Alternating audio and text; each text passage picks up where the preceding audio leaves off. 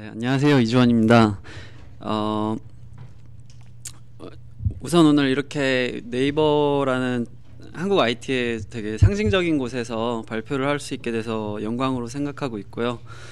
저는 지금 싱가포르에 살고 있어요. 그리고 말씀드리겠지만 이제 호주 시드니에서 졸업을 하고 거기서 일을 하다가 싱가포르로 6년 전에 발령이 나서 그때부터 계속 살고 있고요. 저는 지금 이제 개발자로 일한 지는 한 10년 정도 됐습니다. 그래서 제 경력을 간단히 소개해드리면 호주에서 이제 처음 맥쿼리 뱅크의 퀀트 리스크 매니지먼트 팀이라는 곳에서 퀀트 디벨로퍼로 처음 일을 시작하였고요. 그 이후에 UBS 투자은행에서 비슷하게 이제 트레이딩 시스템 디벨로퍼, 퀀트 시스템 디벨로퍼 이렇게 그런 금융 특화된 개발자 일을 한 5년 정도 했습니다. UBS에서 일하고 있던 중에 싱가포르로 발령이 난 거고요.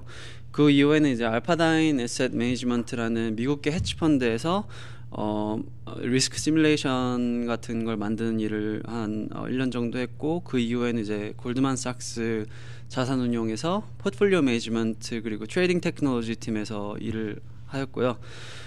지난 2년간은 이제 스태시어웨이라는 싱가포르 최초의 B2C 로봇 어드바이저 회사에서 창업자는 아니고 이제 네 번째 임플로이로 조인하여서 한 2년 정도 일하였고, 이번 달을 끝으로 이제 스태시어웨이와는 더 일을 안 하고 있고요. 현재는 이제 보비오 캐피탈이라는 곳에서 싱가포르에 위치한 보비오 캐피탈이라는 그런 핀테크 컴퍼니 빌더 회사에서 기술 고문 역할을 하면서 인공지능 석사 과정도 하고 있고, 그러면서 좀 약간 쉬어가고 있는 타이밍이에요, 개인적으로. 보비오 캐피털은 이제 핀테크 업체 전문으로 투자 자문 육성을 위해서 이제 설립된 회사고요. 전 모건 스탠리 자산운용 아시아 대표인 샘 리께서 이제 세우셨고, 지금 어드바이저 하고 있는 회사로는 이제 엠덱이나 엔더워스 그리고 플릭, 토스 이런 회사들이 있습니다. 엠덱은 싱가포르에서 FX 페이먼트 솔루션으로는 가장 점유율이 높고 아마 유니콘으로 지금 얘기되고 있는 걸로 알고 있고요. 네. 오늘 이제 그 준비를 하면서 제가 이렇게 로봇 어드바이저에 대한 설명을 더 많이 할까, 아니면 로봇 어드바이저를 어떻게 설계했는지에 대한 얘기를 더 많이 할까 고민을 하다가 한 6대 4 정도로 이제 로봇 어드바이저에 대한 얘기를 설명을 좀 드리고, 그 다음에 저희가 어떻게 설계를 했고 구현을 했는지에 대해서 설명을 해드리고, 제가 알기로는 제가 한 50분 정도 얘기할 시간이 있고 나머지 시간은 이제 Q&A로 하는 걸로 알고 있는데, 제가 이제 좀 미흡하게 넘어간 부분이 있으면 Q&A 시간에 질문해 주시면 감사하겠습니다. 그래서 우선 로봇 어드바이저가 이제 무엇인지에 대해서 설명을 해드릴게요. 아마 다 아시는 분들도 많으실 거고 한국에서도 이게 친숙한 개념이긴 한 것 같더라고요. 근데 로봇 어드바이저는 결국에 이제 자산 운용이거든요. 그래서 미래에셋이나 삼성 자산운용 이런 데서 이제 펀드들을 많이 내놓잖아요. 그럼 직장인분들이나 이렇게 그 펀드에 가입하시고, 그럼 그 펀드에서 이제 자산을 운용해서 그 투자자의 돈을 불려주거나 지켜주거나 이런 일을 하잖아요. 전통적인 자산 운용 회사들이. 똑같이 로봇 어드바이저도 이제 자산 운용이 본질이고, 다른 점이 있다면 이제 이걸 전부 다 이제 디지털화해서 모든 것이 이제 온라인 상에서 일어나도록 하려는 것이 이제 좀 차이점이고, 그리고 이제 자산운용의 대중화, 저렴한 수수료나 최소 투자 금액을 확 낮춘다거나 하는 방법으로 모든 사람들이 이런 인스티튜셔널 레벨의 투자 경험을 할 수 있도록 하자 해서 탄생한 것이 이제 로봇 어드바이저고, 그래서 그렇게 하는 방법 중에 이제 나중에 설명드릴 그런 피처 중에 하나인데, fractional sharing이라고 이제 주식을 쪼개서 나눠 갖는 그런 기능이 있어요. 그리고 이제 로봇 어드바이저의 또 다른 점은 이제 자산 운용의 자동화. 그래서 자산운용업이 생각하시는 것보다 상상 이상으로 굉장히 매뉴얼하거든요. 수작업이 아직도 많고, 심지어 뭐 펀드를 사고 파는 과정을 아직도 팩스로 하시는 분들도 많이 계세요. 그런 회사들이 많이 있어요. 그 정도로 이제 굉장히 생각하시는 것보다 많이 시대에서 뒤처져 있는 부분이고, 그렇기 때문에 더 자동화될 그럴 여지가 많이 남아 있고, 그 자동화를 통해서 이제 수수료를, 인건비를 낮춤으로써 이제 거기서 나오는 그런, 거기서 절약하는 만큼을 투자자들에게 돌려드리는 게 로보 어드바이저의 그런 컨셉이고, 그래서 이제 시스템 퍼스트, 그러니까 보통 이제 비즈니스 프로세스에서 뭐 IT 프로젝트를 한다고 하면은 그 어떤 비즈니스를 먼저 한 사람들이 있고, 그 사람들이 하는 일을 더 잘 하도록 도와주고 빠르게 하도록 도와주기 위해서 IT 프로젝트가 발주가 되는 형태라면, 로보 어드바이저에서는 개발자들이 모여서 우리 자산운용을 전부 다 자동화하자 해서 막 자동화를 하고, 어디까지 자동화를 할 수 있나 고민을 하고 설계를 하다가 정 안 되는 부분이 있으면 사람을 뽑아요. 그래서 채용 과정부터 비즈니스 프로세스의 그 정립까지 시스템이 가장 핵심에 있습니다. 그래서 그런 차이점이 있고, 아시겠지만 이제 로보 어드바이저라고 하면 AI나 머신러닝을 많이 연관 지으시잖아요. 그래서 당연히 이제 알고리즘과 데이터 드리븐한 컬처가 이제 핵심에 있고요. 나중에 설명을 더 드리겠지만, 자산운용의 대중화라고 하면서 이제 제 저렴한 수수료를 얘기했는데, 기존의 펀드들은 이제 연간 수수료가 한 1.25에서 2.5 정도 되거든요. 근데 이제 이게 뭐 옛날에는 워낙 펀드들이 수익률이 워낙 좋았으니까 이게 아무것도 아니었는데, 요즘에는 펀드들이 수익률이 이제 별로 좋질 않으니까 사람들이 이것도 이제 아깝다고 생각을 하기 시작하고 신경을 쓰기 시작하는 건데, 왜 이렇게 피가 높았냐, 왜 이렇게 수수료가 높았냐라고 자세히 알아보면, 자산운용업계의 그런 그 전통적인 자산운용업계의 세일즈 채널들이 굉장히 그 부조리한 게 많아요. 예를 들면 뭐 모든 분들이 그런 건 아니겠지만, 이제 그 스태셔웨이 창업자분의 경우에는 본인이 이제 그 전에 스타트업을 성공시키셔서 자산이 좀 있는 상황이셨는데, 그래서 이제 돈을 맡길 곳을 알아보시다가 펀드 몇 곳을 이제 가입하시고 뭐 그런 경험을 하셨는데, 느끼신 게 이제 어떤 펀드를 가입하세요라고 이제 세일즈가, 어드바이저가 와서 어드바이저를 해줄 때 처음에는 이제 본인 상황이 가장 적절한 그런 걸 추천해 준다고 생각을 했었는데, 이제 경험을 하면 할수록 뭔가 이렇게 자꾸 갈아타라 그러고 뭐 이런 경험을 해서, 이분이 자기 파이낸셜 어드바이저들의 그 링크드인을 다 뒤져가지고, 이제 이 사람 도대체 뭐 하는 사람인데 나한테 이렇게 자꾸 조언을 해주지, 정말 잘 알고 하는 얘기인가 하고 조사를 하셨는데, 이제 대부분이 다 뭐 전직 승무원이셨던 분, 뭐 미인대회 출신 분, 막 이렇게 이런, 그러니까 좀 어떻게 보면 그분들이라고 이제 금융 어드바이저를 하지 못한다는 법은 없지만, 아무래도 뭔가 이분이 느끼시기에, 저희 전 창업자분이 느끼시기에는 엑스퍼티가 좀 떨어지는 분들이 이런 걸 하고 있었지 않았나, 내가 여태까지 이런 중간 수수료를 내고 있었구나, 이런 걸 많이 느끼셨다고 하고, 또 펀드업계의 가장 큰 고질적인 그것 중에 하나가 트레일러 피라는 게 있어요. 이게 뭐냐면, 우리가 약국 가서 아프다고 하면은 약사가 이제 약을 추천해주면 그걸 이제 받아오잖아요. 근데 아무도 그 약사가 그 제약회사로부터 매달 몇십만 원, 몇백만 원씩 월급을 받고 있다고 생각을 한 사람은 없잖아요. 근데 펀드업계는 그런 일이 되게 빈번하게 일어나요. 제가 뭐 재무설계를 하고 펀드를 파이낸셜 어드바이저를 해주는 사람인데, 뭐 펀드 회사, 뭐 다이멘셔널, 핌코, 뭐 이런 뭐 세계에 되게 많은 펀드 회사에서 저한테 그냥 월급을 줘요. 매달 그냥. 그러니까 그걸 이제 트레일러 피라고 하는데, 그럼 저는 트레일러 피가 더 큰 곳에 더 잘 보이고 싶겠죠, 사실. 그렇다 보니까 펀드들이 이렇게 쫙 종류가 많으면 거기서 가장 수익률이 좋은 펀드를 추천하기보다는 뭔가 지난 설에 나한테 뭐 했지, 이제 이렇게 좀, 이게 펀드업계 되게 고질적인 문제예요. 그래서 이런 중간 미들맨이 너무 많아요, 펀드업계에는. 그리고 기존 수수료가 1.25에서 2.5 사이라고 해도 히든 코스트가 굉장히 많아요. 예를 들면 처음 가입하실 때 1% 정도 떼는 것도 있고, 그리고 이제 1년이 되기 전에 뭐 몇십 프로를 빼면은 거기서 그 또 리뎀션 차지를 하시는 분들도 많이 계시고, 로보 어드바이저들은 평균 0.5에서 1% 사이로 굉장히 저렴하고 이런 종류의 히든 코스트가 전혀 없어요. 일단은 세일즈를 전혀 쓰질 않아요. 세일즈를 쓸 수가 없어요. 세일즈는 너무 비싸고, 세일즈가 들어오기 시작하면은 그때부터는 수수료가 이제 늘어나야 되니까, 그래서 아예 로보 어드바이저와 취지가 맞지 않고, 그래서 로보 어드바이저는 무조건 다이렉트로 고객들에게 접근하기 위해서 디지털 마케팅 같은 걸 굉장히 많이 쓰는데, 그래서 이제 그런 부분에서도 머신러닝이나 데이터 드리븐한 게 굉장히 많이 들어갑니다. 그리고 이제 제가 또 로보 어드바이저의 특징으로 자산운용의 대중화를 얘기를 했는데, 최저 투자 금액이 굉장히 낮아요. 그래서 예를 들면 이제 제가 아까 말씀드린 그 스태시어웨이 창업자 같은 경우에는 이제 그 이분한테 파이낸셜 어드바이즈를 해주던 그런 프라이빗 뱅커 분들을 만나려면은 막 본인 재산이 최소 뭐 10억, 20억 이상이다 이런 걸 증명해야 되고, 우선은 그런 기회를 갖기 위해서는. 그리고 나서 이제 펀드를 뭐 좋은 펀드가 있어서 사고 싶다라고 결정이 됐을 때 최소 투자 금액이 1억이고 뭐 이런 경우가 되게 많아요. 그래서 근데 로보 어드바이저는 이제 스태시어웨이 같은 경우는 1불부터 투자가 가능했어요. 그래서 대중들한테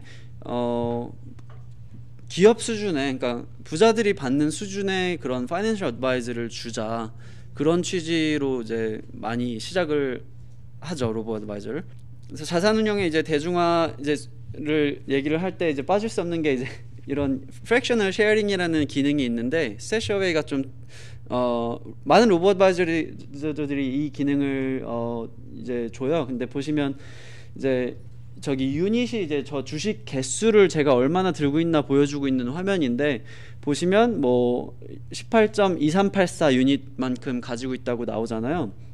이게 미국 나스닥에서 팔리고 있는 ETF란 그런 주식의 종류 중에 하나인데, 근데 18.2384라는 개수는 사실 그 브로커나 뭐 이 세상에서는 말이 안 되는 거예요. 주식을 어떻게 이렇게 네 자리 숫자로 쪼개서 가죠. 근데 로보 어드바이저에서는 이게 가능해요. 왜냐면 일단은 소액 투자자들에게 투자 경험을 제공하려면은 무조건 10불을 넣던 뭐 5불을 넣던 간에 어쨌든 그거를 최대한 그 ETF나 뭐 어떤 자산으로 전환을 해줘야 돼요.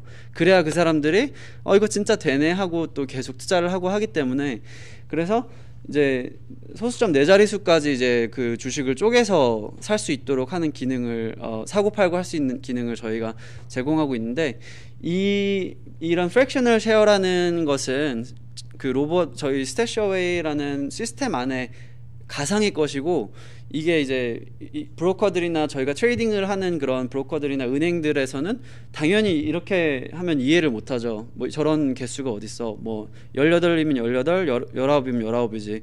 그렇기 때문에 이걸 내부적으로 이 그 소유권을 쪼개서 관리해 줘야 되기 때문에 시스템 컴플렉시티가 좀 늘어나는 이유, 그게 있습니다. 그리고 이제 또 재미있는 문제들이 많이 발생하는데, 여기서 예를 들면 뭐 어떤 사람이 애플 주식을 0.0001만큼 가지고 있는 거예요, 저희 시스템 안에서. 근데 그 사람이 본인이 가진 포트폴리오를 다 정리하고 싶다고 저희 시스템에 신청을 하는 거예요. 근데 그럼 저희는 브로커한테 가서 애플 주식을 0.0001만큼 팔 수가 없잖아요. 브로커는 이게 뭐야, 1이면 1이지 1이면 1이고 0이면 0이지 이게 뭐야 라고 할 수 있잖아요.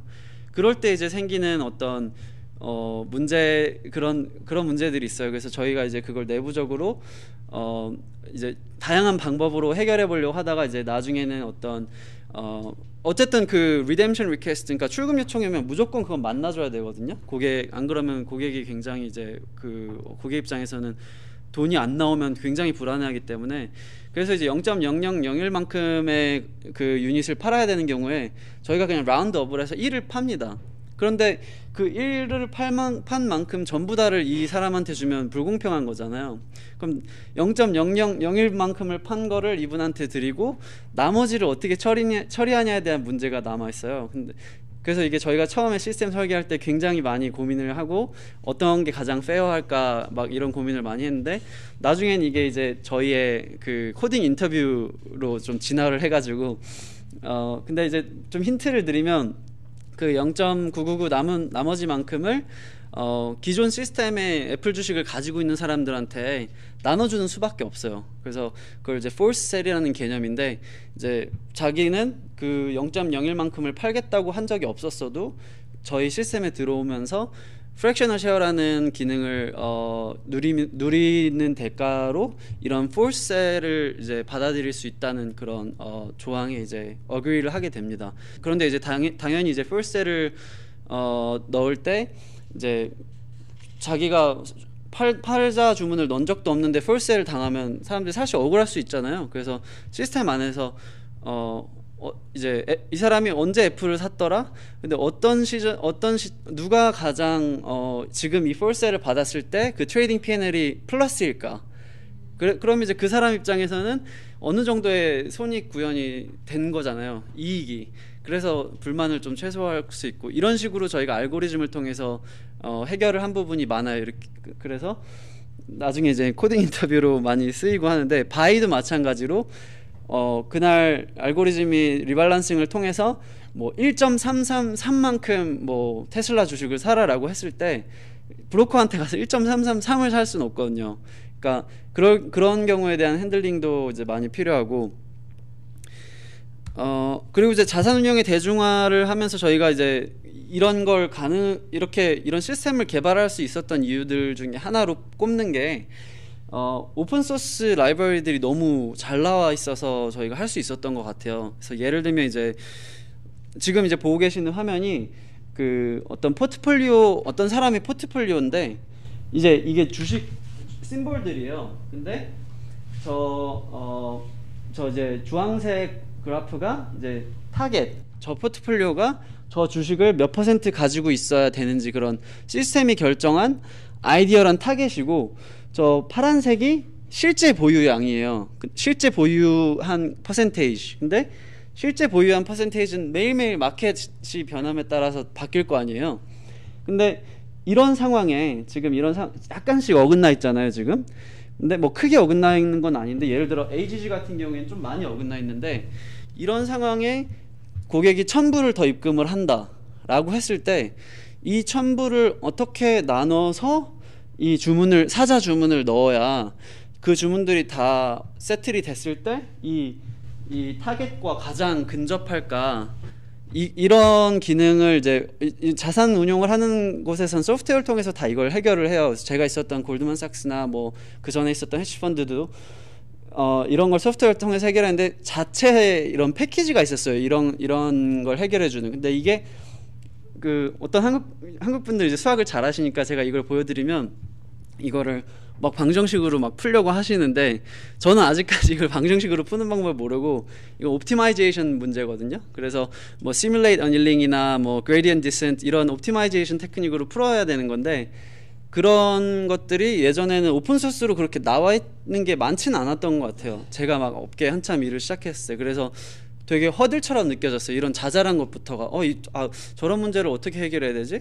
근데 보니까 그 사이파이에서 그냥 옵티마이즈 그 펑션이 있더라고요. 그래서 그 sequential least square programming인가 뭐 SRSQ를 통해서 이렇게 한 50줄 안의 코드로 저 문제를 해결을 했어요. 근데 저게 이제 기관에 있을 때는 약간 블랙박스처럼 느껴지던 그런 뭐 DLL 같은 라이브러리들을 호출해서 했었다면, 오픈소스가 이렇게 있네 이러면서 그냥 파이썬 오픈소스 갖다가 쓰면 되네, 이런 것들이 굉장히 많았어요, 설계를 하는 과정에서.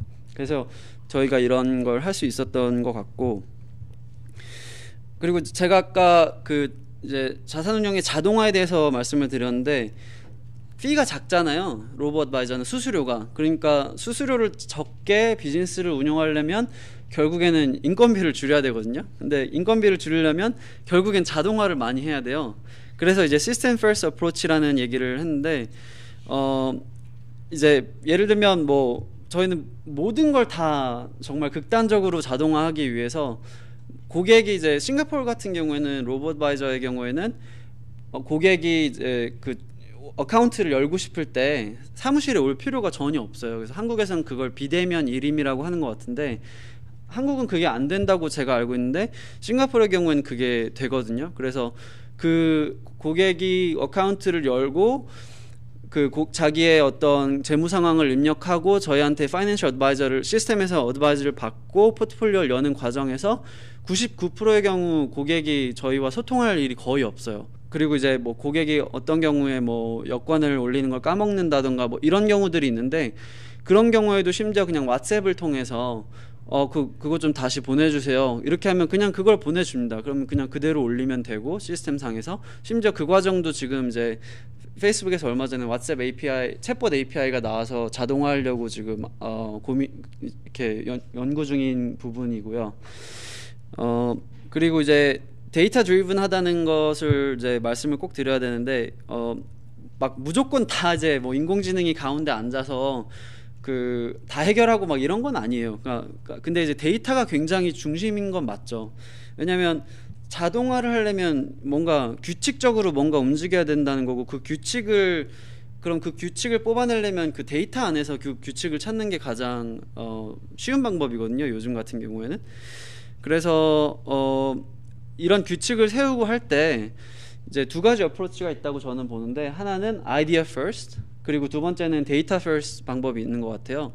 아이디어 퍼스트는 제가 어떤 데이터 안에 존재할 거야 라고 믿는 어떤 패턴에 대한 가설을 먼저 세우는 거예요. 그래서 저희 같은 경우에는 이제 이라라는 저희만의 그런 특허를 받은 그 경제 상황을 판단해서 그 경제 상황이 가장 적절한 포트폴리오를 찾아주는 그런 알고리즘이 있는데, 이 일화의 경우에는 아이디어 퍼스트예요. 그러니까 경제가 불경기거나 호황기거나 경제가 지금 어느 사이클에 있느냐에 따라서 그 자산들 간의 코릴레이션, 상관관계가 바뀔 거야 라는 아이디어가 저희 CIO가 있었고, 그거를 서포트하기 위해서 슈퍼바이즈 러닝 같은 머신러닝 기술들을 사용해서 데이터를 뒤져본 거죠. 그래서 투자 결정의 경우에는 저런 식으로 아이디어로부터 출발하는 게 더 말이 됩니다. 왜냐하면 나중에 손실이 났을 때, 손실은 결국 언젠간 나거든요. 자산운용 어떤 달에는 돈을 까먹는 달이 꼭 존재할 수밖에 없는데, 그럴 때 투자자들에게 설명을 할 수가 있어야 돼요.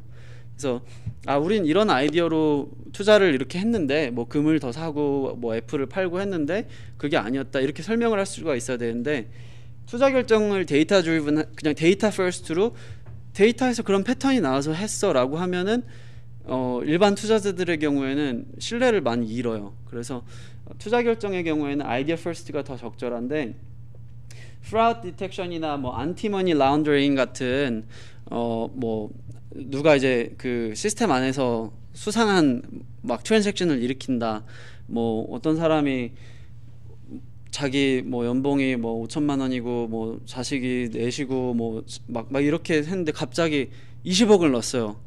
그럼 이제 되게 수상한 거잖아요, 사실. 그런 경우에는 그냥 데이터 드리븐하게 데이터 퍼스트로 그냥 뭐 예를 들어서 정기분포에서 뭐 투 스탠다드 디비에이션을 벗어나는 디포짓은 이상한 거다, 뭐 이렇게 그냥 할 수도 있는 거고, 뭐 프라우드 디텍션 경우에는 이제 스태셔웨이에서는 데이터가 많이 없어서, 그런 프라우드가 없어서 이제 자동화하진 않았는데, 저런 페이팔 같은 경우는 이제 프라우드 디텍션을 거의 대부분 머신러닝으로 자동화해서 쓰고 있다고 하는데, 그런 것도 이제 데이터 퍼스트에 해당하는 경우거든요. 근데 데이터가 엄청 많아야 돼요. 그래서 결국에는 자산운용사도 데이터가 많을수록 무조건 유리할 수밖에 없어요. 뭐 아이디어 퍼스트로 투자 결정을 하던, 데이터 퍼스트로 뭐 오퍼레이션이나 그런 컴플라이언스 관련된 걸 자동화를 하던 간에. 그래서 The Unreasonable Effectiveness of Data라는 그 논문이 있잖아요. 데이터가 많으면 많을수록 어떤 알고리즘을 갖다 써도 되게 좋은 그 예측 결과를 예측 결과를 준다라는 그런 논문이 있는데, 그게 이제 이 대기업들이 정말 이런 걸 같이 받아들이기 시작했을 때 굉장히 무서운 존재가 될 수밖에 없는 이유죠. 데이터가 많으면 무조건 이기는 게 이런 데이터 드리븐한 게임의 어떤 규칙이니까. 그리고 이제 저희가 스태셔웨이가 어떻게 비주얼라이제이션 데이터를 통해서 많이 썼느냐고 이제 물어보시는데, 아까 잠깐 말씀드린 그 경제 상황을 디텍트하고 이런 거는 좀 민감한 부분이 있어서 제가 여기서는 보여드릴 수는 없는데, 그거 외에도 저희가 마케팅 할 때 굉장히 많이 썼거든요, 그 머신러닝을. 그래서 일단은 비주얼라이제이션으로만으로도 굉장히 많은 인사이트를 뽑아낼 수가 있고요. 그래서 꼭 뭐 머신러닝까지 들어가지 않아도 데이터를 비주얼라이제이션 함으로써 얻는 정보들이 굉장히 많았고, 그래서 저희는 C본이나 저기 N이 빠졌는데 플롯리 같은 라이브러리들을 통해서 그냥 그 비주얼라이제이션을 해서 우리 고객층이 지금 어떤 상황인가, 뭐 어떤 사람들이 많은가, 이런 거에 대한 정보를 유출하려고 노력을 많이 했고, 슈퍼바이즈 러닝, 그냥 딥러닝 말고 클래식 머신러닝 있잖아요. 디시전 트리나 랜덤 포레스트, 뭐 KNN, 이런 것들을 통해서 좀 데이터 예측 모델을 만든 것도 좋지만, 그 예측 모델이 왜 그런 예측을 하는지를 분석을 해서 좀 영감을 받아보자, 이런 노력을 많이 했어요. 그리고 이제 슈퍼바이즈 러닝도 많이 쓰였는데, 데이터가 한 4,000개 모였을 때부터 저희는 저런 식으로 두 가지를 예측하려고 그랬어요.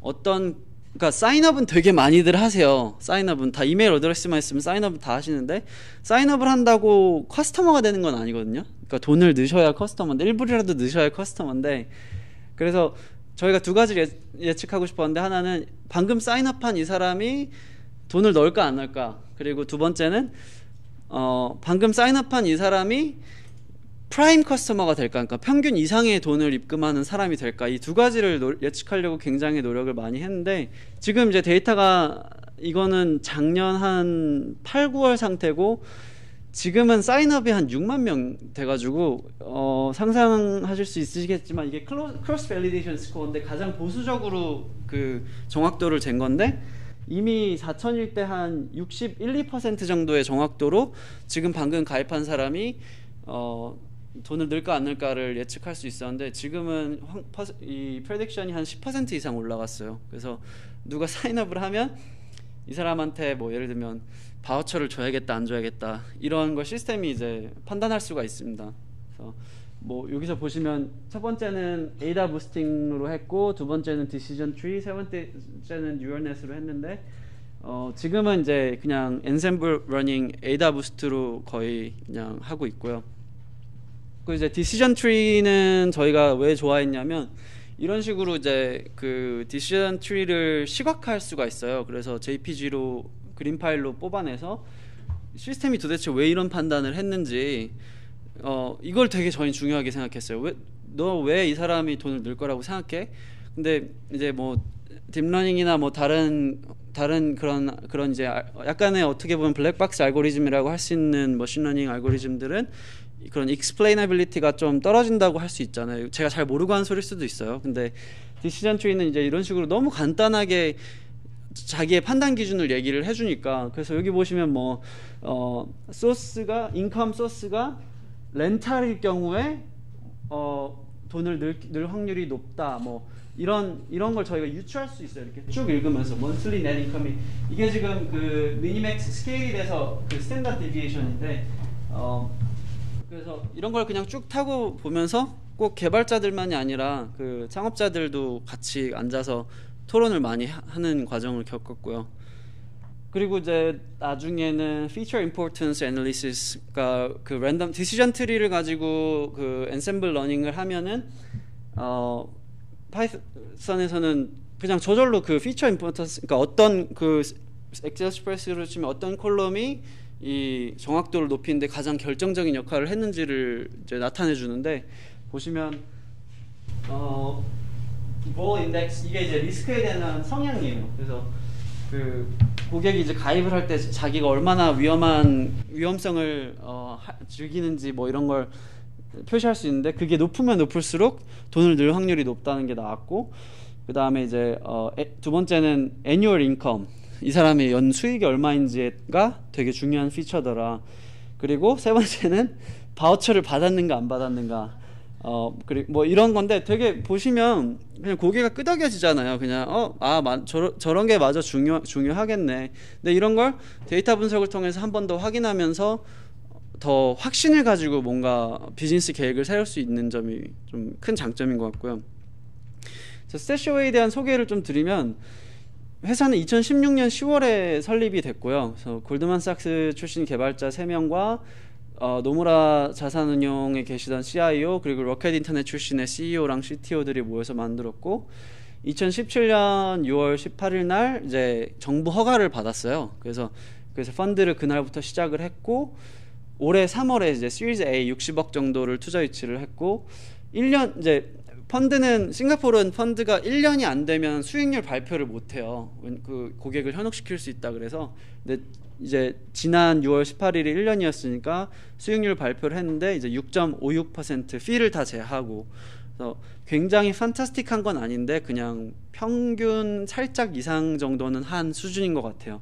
그리고 최근에 말레이시아 진출을 선언을 했고, 이게 이제 수익률인데 포트폴리오가 28개예요 시스템 안에. 그래서 그 중에서 이제 몇 개만 그 수익률을 발표를 한 건데, 가장 위험한 포트폴리오가 이제 P28인데, 이거는 그러니까 이거는 마켓이에요. 마켓이 6.54를 했을 때 우리는 6.56을 했다. 뭐 아주 조금 난 거죠. 근데 이제 다른 포트폴리오들 경우에는 더 훌륭하게 했죠. 특히 되게 보수적인 포트폴리오 P4의 경우에는 4.34, 저희가 4.34를 낼 동안 1.69를 냈고, 뭐 그렇습니다. 그래서 수익률도 나쁘진 않았고, 네. 제품을 좀 보여드리면 이제 이런 모양이고, 브랜드 마케팅 이런 느낌이고, 이제 처음 가입을 하실 때 그 본인이 왜 펀드에 투자를 하고 싶은지를 좀 얘기를 하셔야 돼요. 그래서 뭐 바이 어 홈, 뭐 아니면 리타이먼트 플래닝, 아니면 그냥 난 돈을 불리고 싶어, 뭐 이런 식으로 뭐 한 20개 정도 되는 그런 꼴이 있고요. 그래서 이걸 이제 로보 어드바이저께서는 GBI라고 불러요. Goal Based Investing. 그래서 저희도 GBI 방식을 채택해서 이런 식으로 고객이 자기가 투자를 하려는 이유를 찾아주는 데 집중하고 있고, 그래서 예를 들어서 이제 바이 어 홈을 누르시면 뭐 너 언제 집 살 거야? 그리고 뭐 집을 어디에 살 거야? 뭐 방은 몇 개야? 뭐 이런 걸 물어봐요.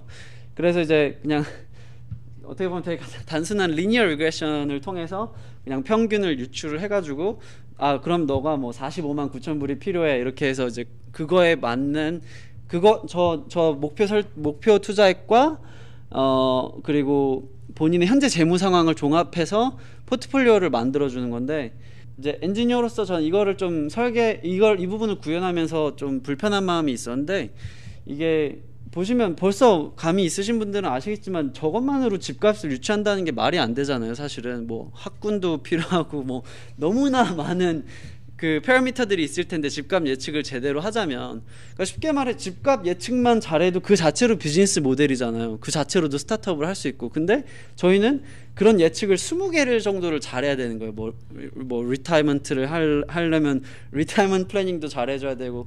근데 은퇴 설계만 해도 얼마나 복잡한 변수가 많아요. 사실 그렇잖아요. 자식이나 뭐 애 학비도 뭐 다 다르고. 근데 변수들을 많이 놓치고 있다는 생각이 좀 들어서 약간 엔지니어로서 이제 구현하면서 불편한 마음은 있었는데, 마땅한 다른 대안이 이제 없는 것 같더라고요. 그리고 이런 식으로 이제 프로젝션을 해줘요. 그러니까 2040년에 얼마가 될 거다, 이 포트폴리오에 계속 넣으면. 그리고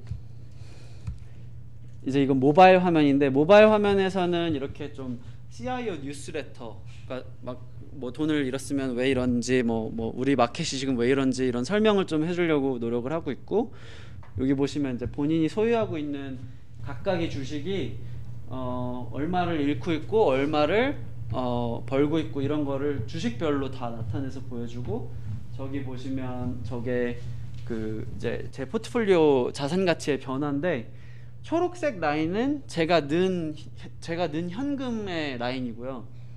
그 물결 같이 이렇게 왔다 갔다 거리는 게 자산의 가치예요. 그래서 보시면 저 물결 같이 이렇게 왔다 갔다 하는 게 이 플랫 라인보다 위에가 있으면 내가 는 돈보단 벌고 있다는 얘기예요. 그런 식으로 직관적으로 설계를 하려고 했고, 저기 수익률 저렇게 나타내주고 있는 거고, 세션웨이의 또 다른 특징은 좀 시장에 뭐 충격이 있잖아요. 뭐 예를 들어 뭐 시진핑이랑 뭐 트럼프랑 뭐 트위터로 뭐 싸웠어요. 막 뭐 예를 들면, 그럼 이제 뭐 시장이 요동치면 바로 곧장 페이스북 라이브 같은 걸 해요. 저렇게. 그래서 이제 고객들한테 뭐 이게 우리 포트폴리오에 어떤 의미가 있고 어떤 자산이 좀 시장에서 앞으로 며칠 동안 빠질 수도 있고, 이런 걸 의사소통을 많이 하려고 하는데, 그리고 이제 저런 뉴스레터도 되게 많이 써요. 뭐 US 차이나 텐션 뭐 막 사람들이 뭔가 걱정할 만한 그런, 그리고 우리 포트폴리오에 영향을 줄 만한 그런 일이 벌어지면 저런 식으로 이제 소통을 많이 하려고 하죠. 근데 그게 작은 스타트업의 장점인 것 같아요. 저런 걸 빨리빨리 할 수 있다는 게. 세미나도 되게 자주 하고, 저희 투자 방법에 대해서, 이분이 그 노무라에서 오신 분인데 그 투자 방법에 대해서 세미나 하고 그러는데 한 100명씩 오세요. 저렇게 하면은. 그리고 이제 지금부터는 이제 좀 테크놀로지에 대한, 기술적인 부분에 대한 얘기를 해야 되는데, 프론트엔드는 리액트고요. 모바일은 리액트 네이티브로 개발을 했고, Node.js가 API 게이트웨이처럼 쓰이고 있고요. 백엔드는 이제 마이크로 서비스를 기본적으로 채택을 해서 저희는 라건 프레임워크를 썼어요. 그래서 라건 프레임워크는 라이트밴드, 그러니까 스칼라를 만든 라이트밴드, 예전엔 타입세이프였죠. 라이트밴드에서 내놓은 그 굉장히 strongly opinionated event sourcing CQRS 프레임워크인데, 굉장히 자기 의견이 강한, 마이크로 서비스는 이렇게 개발을 해야 돼라는 의견이 강한 그런 프레임워크고, 이제 사실 라건 프레임워크 자체는 그냥 스칼라, 카산드라, 카프카, 아카 이런 걸 묶어서 니네 이것들을 묶어서 이렇게 마이크로 서비스를 개발해야 돼 하는 정도의 약간 래퍼 수준이라고 저는 생각을 하고요. 그리고 아까 보셨다시피 파이썬이랑 scikit-learn도 이제 굉장히 많이 쓰이는 프로덕트인데, 아키텍처는 그냥 대충 이래요. 작년에 저희 이제 런칭하기도 전에 모습인데, 이게 프론트엔드 있고 모바일 앱, 여기 API 백엔드를 호출을 하면은 뭐 저 몽고DB로 가서 기본적인 유저 디테일을 가져오고, 그리고 이제 여기서부터는 전부 다 스칼라 백엔드인 거예요. 그래서 뭐 이제 마이크로 서비스니까 다양한 서비스가 있죠. 어카운트 서비스, 포트폴리오 서비스, 뱅크 서비스. 그리고 이제 뱅크 서비스는 입출금을 담당하니까 은행이랑 연결이 돼 있고, 트레이더 서비스는 트레이딩을 라이브로 해야 되니까 브로커들이랑 연결이 돼 있고 API로. 그리고 이벤트 소싱이라는 거에서 더 설명을 드릴 텐데, 이벤트 소싱이라는 걸 하기 위해서 카산드라 데이터베이스를 이벤트 스토리지로 쓰고, 에이싱크로너스한 비동기적인 커뮤니케이션, 서비스들 간의 비동기적인 커뮤니케이션을 위해서는 이제 카프카로 하고 있죠. 아마 인더스트리 스탠다드일 거라고 보는데, 이벤트 소싱에 대해서 설명을 드리면 그러니까 이벤트 드리븐하게 만들어야 된다고 보거든요. 마이크로 서비스는 이벤트 드리븐 해야 되는데, 그래서 이제 은행에서 특히 이제 좋아할 수 있는 이런 디자인 패턴 중에 하나가 이벤트 소싱인 것 같아요. 그러니까 예를 들어서 포트폴리오가 있잖아요. 이제 제가 포트폴리오가 있는데, 제 포트폴리오에서 발생한 모든 이벤트들을 다 이벤트 그 자체로 이벤트 스토리지에 저장을 해서 현재 상태를 그때그때 저장하는 방법, 현재 상태를 그때그때 변화시켜서 현재 상태의 스냅샷만 가지고 있는 방법이 아니라, 이벤트들을 쫙 모아서 나의 탄생부터 지금까지, 최근까지 발생한 이벤트들을 다 모아서 그 이벤트들을 하나하나 접어서 나한테 변화를 줬을 때 현재 상황이 유추될 수 있는, 그렇게 하고자 하는 그 방법이 이벤트 소싱이거든요. 보시면 이게 이제 타임라인이라고 보시면, 포트폴리오가 처음에 만들어져서 포트폴리오 크리에이티드라는 이벤트가 발생을 하였고, 제가 5만 불을 넣어서 펀드 디포지트라는 이벤트가 발생을 하였고, 시스템에서 마이크로소프트 주식을 150개를 산 거예요. 그래서 이제 그 이벤트가 발생을 하면서 캐시 밸런스가 15,000만큼 줄어들었고, 제가 15,000불만큼을 출금을 했고, 그리고 마이크로소프트 주식을 100개를 팔았어요. 여기서 150개를 판 걸. 저 이벤트만 다 있으면, 그리고 저 이벤트들이 제 포트폴리오에서 일어난 모든 기록이라는 보장만 있으면 저 이벤트만으로 지금 현 상태를 유추할 수가 있잖아요. 저것만 보면 이제 나는 그럼 지금 마이크로소프트 주식을 50개 남았겠네, 뭐 돈은 뭐 35,000이 남았겠네, 이런 정보를 다 유추할 수가 있잖아요. 이렇게 시스템을 개발하고자 하는 게 이벤트 소싱이고, 기존의 그 CRUD 방식, Create, Read, Update, Delete 방식과는 완전히 달라요. 그래서 이벤트를 뭐 딜리트하고 싶으면 그 딜리트라는 거 자체도 이벤트로 기록이 돼서 이제 크러드를 완전히 대체하는 방식인데 지금 보시면 이게 실제 화면이에요. 그래서 실제로 이제 그 포트폴리오에 일어난 이벤트들을 쫙 나타내주는 화면이 있어요. 저희 시스템에 가면 예를 들어서 뭐 포트폴리오가 몇만 개가 있으면 포트폴리오 아이디를 치면은 그 포트폴리오에 발생한 모든 이벤트를 다 보여줘요. 그래서 보시면 이벤트 30에 이제 Security Purchase 이벤트가 있잖아요. 그러면은 이제 그게 2017년 5월 16일 7시에 발생을 했고, 그 다음 이벤트는 캐시 포지션 뭐 unreserved 이벤트고, 이런 식으로 그 포트폴리오에 발생한 그 모든 걸 다 보여주고 있고, 그래서 요거를 누르면 이제 제이슨 포맷으로 그 이벤트의 모습을 보여줘요. 그래서 뭐 얼마를 썼는지, 600불을 썼네요. 그리고 무슨 주식을 샀는지, 그 이벤트에 대한 정보를 다 들고 있고, 저게 이제 카산드라의 스토어가 됩니다. 그리고 아까 얘기한 그 포트폴리오 크리에이티드 이벤트 있잖아요. 그거의 모습인데, 이제 시퀀스 넘버 1, 왜냐면 포트폴리오가 만들어져야 포트폴리오가 존재하니까. 그래서 이게 이제 volatility index 뭐 이런 포트폴리오에 대한 정보를 기본적으로 들고 있는 모습이고, 큰 그림으로는 이런 모습이에요. 그래서 이거는 이제 이 이벤트들을, 발생한 이벤트들을 전부 다 적용시킨 현재 스냅샷일 뿐이고, 사실은 정말 불변하는 팩트들은 다 여기에 모여 있는 거예요. 포트폴리오가 만들어졌고, 펀드 디포짓이 들어왔고, 뭐 캐시 포지션이 인크리즈가 됐고, 이런 모든 것들이 다 이벤트로 포트폴리오 아이디를 치면 저렇게 나오죠. 그러니까 이 자체로 어떻게 보면 로그인 거예요. 로그. 그러니까 저희가 로깅을 많이 하잖아요, 시스템에서. 근데 분산 환경에서 로깅을 많이 하면 그 마이크로 서비스가 힘든 점 중에 하나가, 저는 로깅으로 지금 시스템 상에서 일어나고 있는 문제를 유추해내기가 되게 힘들더라고요. 그래서 디버깅이 힘들다는 생각을 했는데, 왜냐면 각각 다른 스레드가 이제 자기가 원하는 타이밍에 그 로그들을 뿜어내니까 얘가 지금 주식을 팔았다고 하는데 왜 시스템에서는 아직 보이고 있지? 등등, 이렇게 뭔가 로그만으로, 그 텍스트만으로 유추해야 되는 상황이 많은데, 이렇게 이벤트 소싱으로 가버리면 그냥 이벤트 자체가 로그라서 그래서 full audit log capable 하다고 하거든요, 이벤트 소싱은. 그러니까 그 자체로 그냥 audit log의 그런 역할을 한다고 보고 있고, 그래서 이벤트 소싱은 나중에는 이렇게 정말 뭐 수천 개, 수만 개 이벤트가 쌓여서 현재 스테이트를 보여주는 형태를 띠고 있고요.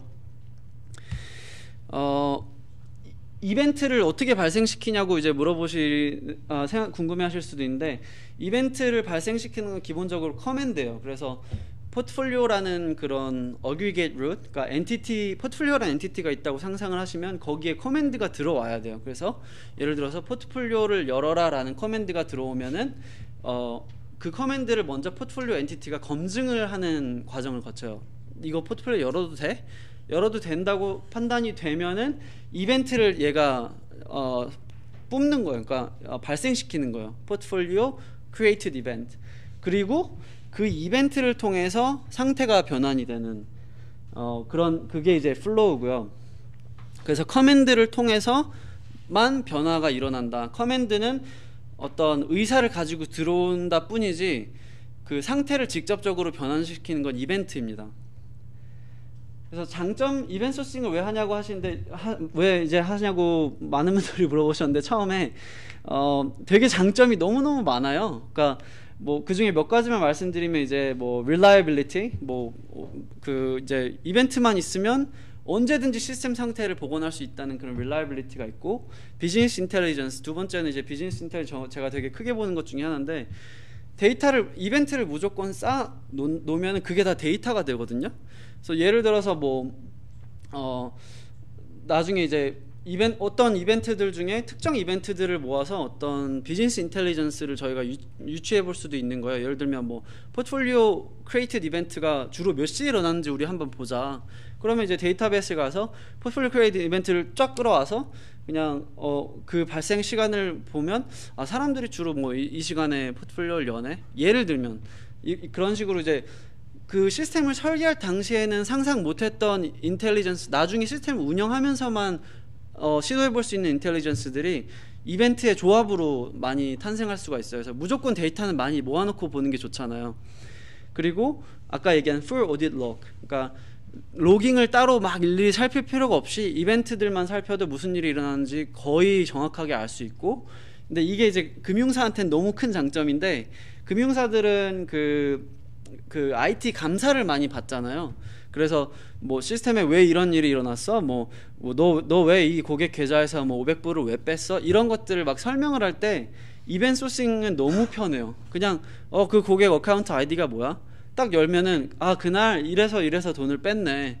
근데 이게 이벤트 소싱이 아니면 그냥 로깅으로 다 하거나 아니면 또 다른 티켓팅 시스템을 통해서 뭐 그 과정을 다 리코드를 해야 되고 이런 자잘한 귀찮음들이 있는데, 그리고 이제 리플레이어빌리티는 디버깅을 하거나 유닛 테스트를 만들 때 실제 이벤트들 뭐 1000개 중에 앞부분 100개만 가져와 가지고 그 100번째 이벤트가 발생했을 때 상태를 재현을 해서 거기에다 유닛 테스트를 짜고 이런 게 가능해요. 근데 그게 굉장히 이제 뭐 프로덕션 이슈를 뭐 해결한다고는 할 때 되게 유용하고요. 어펜드 온리는 이벤트는 무조건 시간은 무조건 앞으로만 가잖아요. 이벤트도 무조건 앞으로만 가기 때문에 데이터베이스 테이블에 그냥 가장 끝에 가서 붙기만 해요. 그래서 카산드라는 또 그 라이트 퍼포먼스가 워낙 좋잖아요. 그래서 어펜드만 하기 때문에 뭔가 데이터베이스 오버헤드도 없고 그냥 되게 스트레이트포워드하죠. 그러니까 데이터들이 쫙 모인 걸 봤을 때 그냥 위에 있는 애가 먼저 발생한 애고 그냥 계속 어펜드 된 거니까 업데이트가 없으니까. 그래서 이벤트를 발생하는 주체가 이제 아까 제가 엔티티라는 얘기를 했는데, 정확히 말씀드리면 이제 도메인 드리븐 디자인을 많이 써요. 이벤트 소싱을 할 때. 그게 이제 거기서 가장 핵심적인 게 aggregate root이라는 컨셉인데, aggregate root은 쉽게 말해서 transaction boundary예요. 그래서 보시면 이제 포트폴리오라는 aggregate root이 있는 건데, 거기에 이 포트폴리오가 가지고 있는 주식 포지션이 있고 캐시 밸런스가 있고 오더가 있어요. 지금 나간 오더들이. 근데 얘네가 왜 하나의 aggregate root이라는 이 서클 안에 모여 있냐면, 이 중에 하나만 변화가 일어나도 나머지 하나가 변해야 되잖아요. 그쵸? 바이셀 오더 나간 게 세틀이 되면 얘가 변해야 되고, 얘가 변하면 당연히 캐시 밸런스가 줄어들어야 되겠죠. 주식을 샀으니까. 트랜잭션 바운더리라는 것은 그런 식으로 저들 중에 어떤 하나에만 그 뮤테이션이 일어나도 나머지 오브젝트들의 뮤테이션이 같이 일어나야 되는 상황이 있다면 그건 트랜잭션 바운더리라고 볼 수 있고, 그 트랜잭션 바운더리를 묶어주는 그런 존재, 그리고 그 세상에 유출되어 있는 존재. 보시면 커스터머나 어카운트 오브젝트들은 절대로 스톡 포지션 오브젝트에 직접적인 액세스를 가질 수가 없어요. 그래서 포트폴리오 액세스한테 포트폴리오 아이디를 통해서 스톡 포지션을 유추하고 할 수 있는데, 그래서 aggregate root은 지금 이 서클에서 aggregate root은 포트폴리오예요. 그래서 포트폴리오한테 그래서 아이디가 글로벌한 유니크 아이디가 aggregate root만 가지고 나머지 이런 스톡 포지션 이런 애들은 로컬 아이디로 충분합니다. 그래서 이런 개념이 이벤트 소싱이 중요한데, 이벤트 소싱에서 이벤트를 내뿜는 주체가 aggregate root이라는 점이 좀 중요한 개념인 것 같아요. 이벤트 소싱과 이제 함께 오는 컨셉이 CQRS라는 건데, 이게 이제 Command Query Responsibility Segregation이라는 개념인데, 아까 제가 커맨드가 어떤 스테이트를 변화시키겠다는 의지를 들고 온다고 했잖아요. 그래서 커맨드는 write이라고 보는 거예요. 저희는 커맨드는 뭔가 쓰려는 의사를 가지고 있다, write 하려는. 근데 이벤트들이 막 수천 개 수만 개 산발적으로 모여 있으면, 예를 들어서 되게 좋긴 한데 예를 들어서 유저가 뭐 이런 쿼리를 날릴 수가 없어요. 지금 우리 그래서 총 시스템에 마이크로소프트 주식을 몇 개 들고 있어? 그러면 어떻게 해야 되냐면 그 이벤트들을 다 쿼리 해가지고 뭐 sum, 뭐 group by 막 이런 걸 해야 되잖아요. 그냥 순수하게 이벤트 소싱만 쓴다면 얼마나 비효율적이에요, 사실은.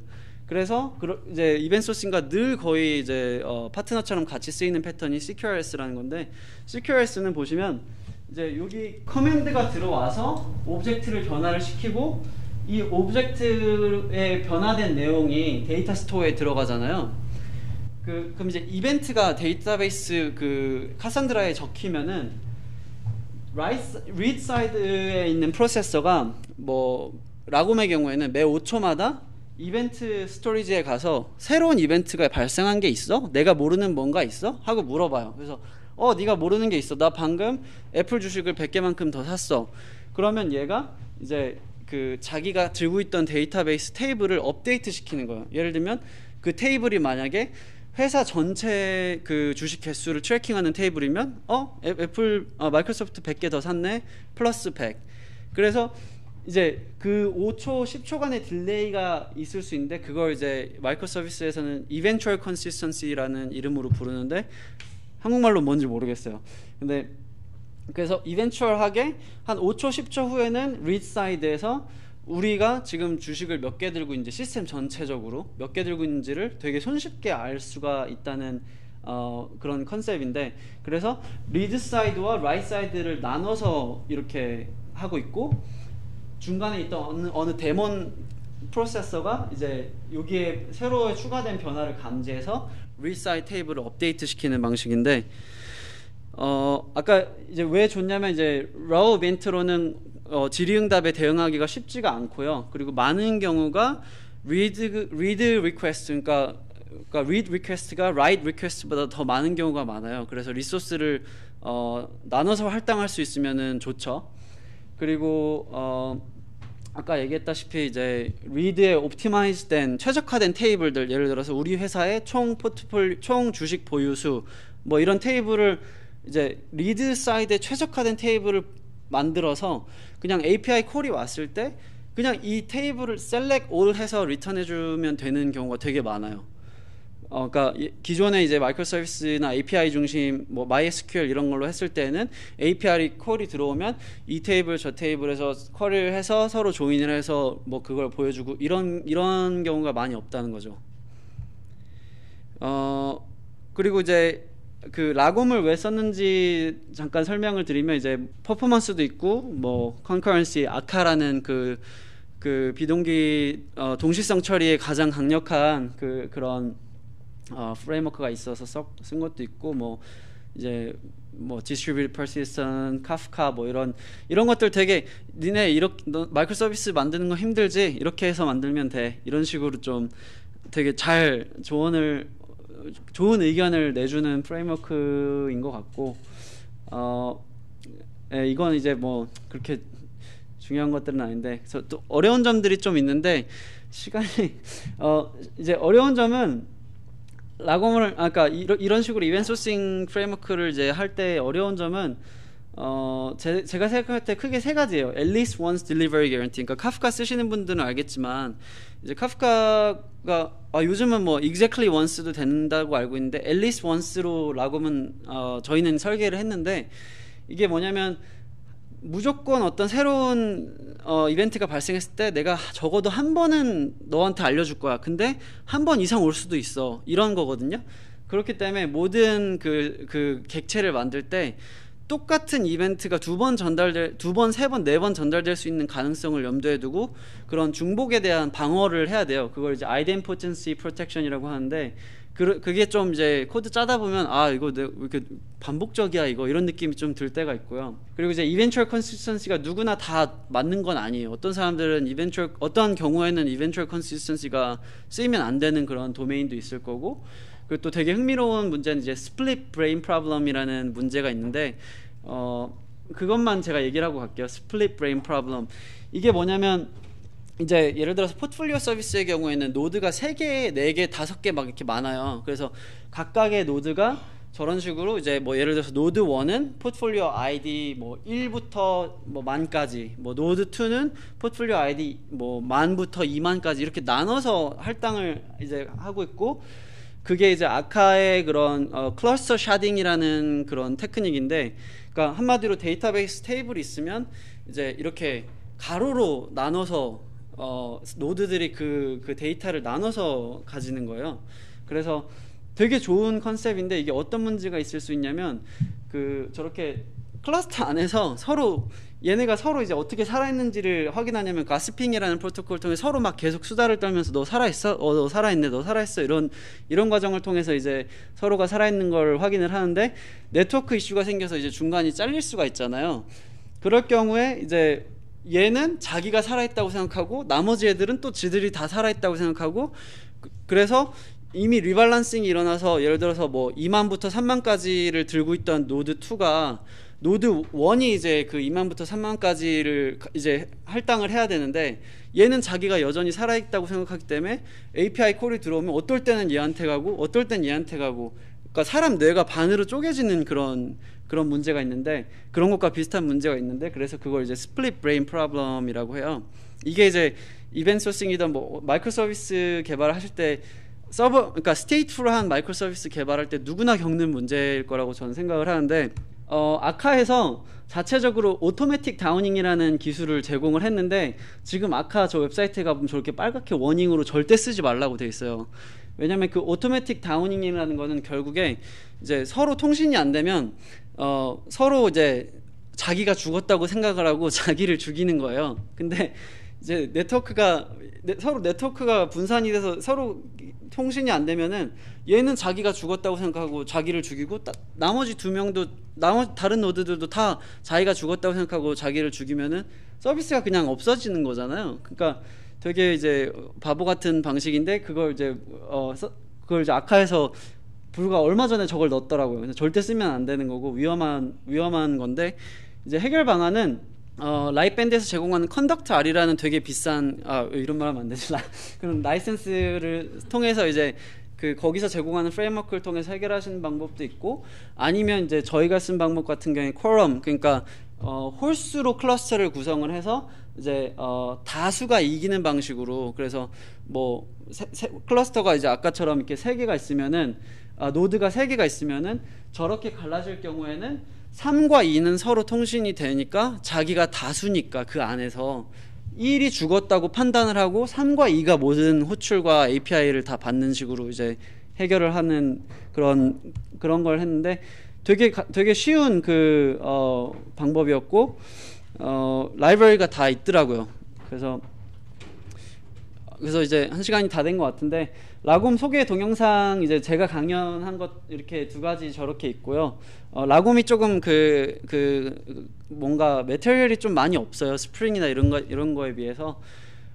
근데 이제 제가 그래서 강연을 한 게 있고, 아까 방금 설명드린 그 스플릿 브레인 프로블럼을 해결하기 위해서 저희가 쓰고 있는 라이브러리가 저거고 이제 이거는 제 링크드인이고 네, 뭐 그렇습니다. 네. 여기까지 하고 Q&A 갈게요. 네, 감사합니다. 네. 안녕하세요. 강연 잘 들었습니다. 네. 혹시 인프라는 어느 뭐 클라우드를 쓰신 건가요? 아니면 뭐 AWS에서 쿠버네티스로. 그리고 또 궁금한 게 저게 이벤트 소싱을 하게 되면 액션이 많으면 이벤트가 계속 쌓일 텐데 그 데이터가 어느 순간 되면 굉장히 많아가지고 그 비용도 만만치 않을 것 같거든요. 혹시 그것까지는 문제가 되지 않으세요? 그게 좀 단점이라고 다들 얘기를 하는데, 저희가 처음에 이제 그 선택을 할 때 무슨 얘기를 했냐면, 우리가 이벤트가 너무 이벤트가 너무 많이 쌓여서 문제가 될 정도 되면 우리 사업이 이미 성공한 거다. 약간 이런 식으로 쉽게 생각한 것도 있고, 두 번째로는 그냥 요즘에 데이터 스토리지가 워낙 좀 저렴해서 그냥 괜찮지 않나? 그냥 이렇게 생각하고 한 게 있어요. 근데 아직까지는 그렇게 뭔가 데이터 디스크 스페이스가 계속 늘어나는 거에 대한 그런 고민은 없거든요. 그러니까 카산드라의 경우에는 이제 노드 추가하기가 되게 쉬워가지고 그냥 뭐 주말에 그냥 이제 너무 우리 라이트 트래픽이 너무 많어, 뭐 데이터가 너무 많아서 뭐 쿼리가 너무 오래 걸려, 이럴 경우에 그냥 노드만 추가하면 성능이 리니어하게 올라가더라고요. 네, 그래서 아직까지는 뭐 네이버나 이런 회사에서 쓰는 수준에 비하면 굉장히 작은 클러스터로 쓰고 있는데, 근데 데이터 스토리지 비용이 아직은 이제 컨선은 아닌데 좀 더 네이버 수준에서는 문제가 될 수도 있을 것 같다는 생각이 좀 드네요. 네. 이제 호주에서도 사시고 지금 싱가포르에서도 사시고 한국은 모르겠지만 어쨌든 좀 한국과 뭐 호주와 싱가포르 이렇게 비교했을 때 금융 시장의 어떤 성숙도, 좀 한국은 이제야 좀 금융 시장에 뭐 API들도 이제 좀 열리는 것 같고, 그런데 싱가포르과 한국 비교해서는 어떤지.